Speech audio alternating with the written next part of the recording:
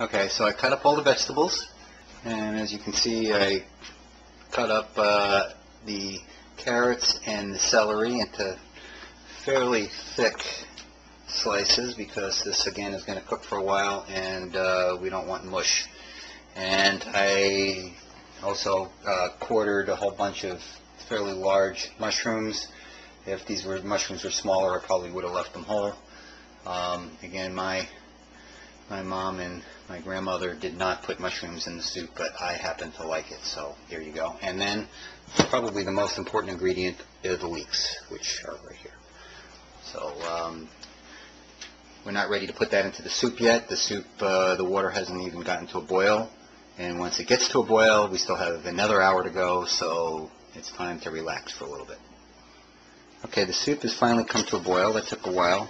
One thing is that this kind of scum forms on top, and you have to remove that, and there's a special tool for that. It's called a skimmer, but you could probably use a spoon. And I'm just going to go through and remove that. As you can see, it comes off quite easily. And every once in a while, I would check it while it's boiling for the next hour. You want to keep this on simmer, so this is going to go on lowish here. And I put the bouillon, in this case better than bouillon, because it's better than bouillon. And I'm going to cover that. And I'll put the timer on for an hour.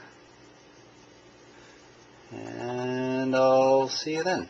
Okay, we've made it to the exciting part of this whole process, which is making the dough. And I have to tell you that no matter how much research I do on this, there seems to be complete disagreement on what the best way to make the dough is, including my own mother, who I remember very vividly. I asked her questions about how much Crisco do you put in, and she said, oh, I don't know, this much, oh, maybe this much. And so this is what I do, okay? First piece of equipment that's extremely important is this KitchenAid mixer, and it has a grinder attachment, which is going to be really useful in a moment. If you don't have one of these, you have to stop right now and run out to the store and buy it. Really, before I had this was a very tedious process. So what we're going to do first is we're going to take, first thing is there even yeast in this recipe or not? That's even controversial. But my mother used yeast, and sometimes she used a lot, and sometimes she used not so much. I have compromised here, and I'm using 2 packets of active dry yeast, okay? And what I'm going to do, my mother used as much as 3. I find that to be a little over the top in terms of yeastiness. So I am pouring the 2 into a bowl, okay? And I'm going to use the sink, and I'm going to get water that's just slightly warm to the touch, but not hot. Definitely not hot. You don't want it to be hot.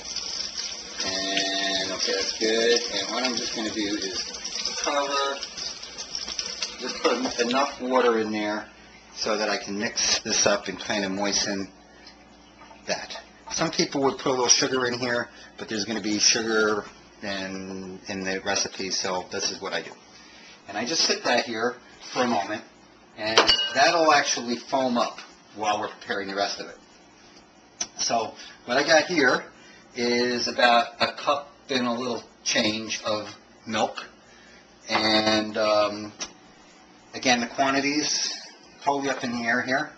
But my mother used a lot of Crisco, and I've tried everything from less Crisco to more Crisco, and it turns out the more you use, the kind of the better it tastes, but the more unhealthy it is. But you know what? We're not going for health here, so we're going to use about that much, maybe even a little more. That's what she would do. She'd say, well, that much, no, maybe a little more. And we're going to warm this up. Actually, before we warm that up, I'm going to toss in a few of these other ingredients. What I got here, I never normally measure this stuff out, but there's approximately 2 tablespoons of sugar in here. So I'm going to toss that in there. And there's a couple teaspoons, maybe less, of salt. And there. I'm going to take this and throw it in the microwave. Well, I'm going to actually place it in the microwave. And I'm going to heat it for a little bit. I'm not going to overdo it. I want the whole thing to be warm, but ideally not hot. Okay? And while I'm doing that, this mixer has a bowl, and I don't want the bowl to be cold. So what I'm going to do is I'm going to take hot water, hot as I can make it pretty much, and I'll fill that bowl up with water and I'll let it sit there for a second so that the bowl is at least warmish. Okay? There you go. In the meantime, this is doing its thing. And, oh yeah, while I'm waiting for that, I can tell you that I'm going to use about 6 cups, there's 4 and another 2 cups of flour. The quantity, again, is not an exact science.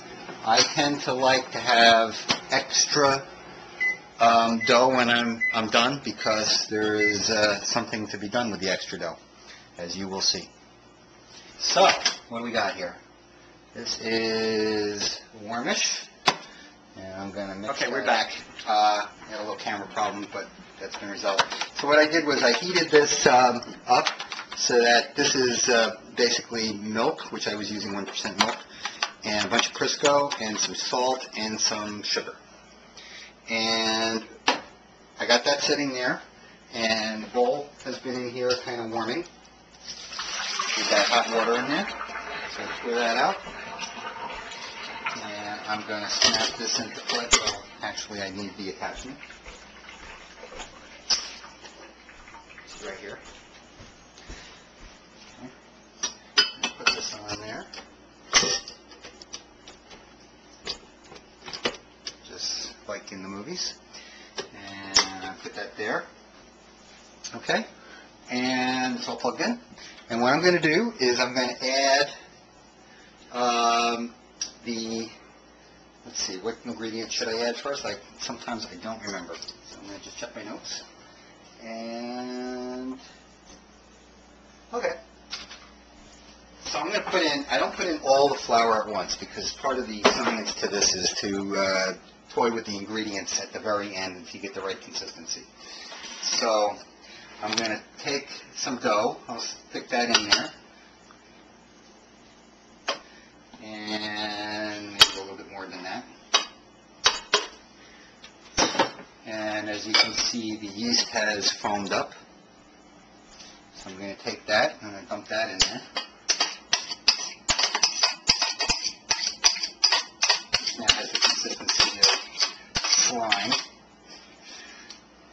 And I'm going to take this, and I'm going to turn this on. Hang on.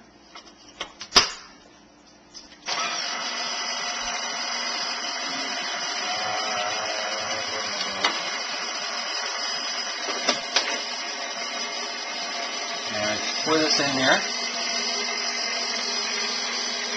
while the thing's running, kind of at a low speed.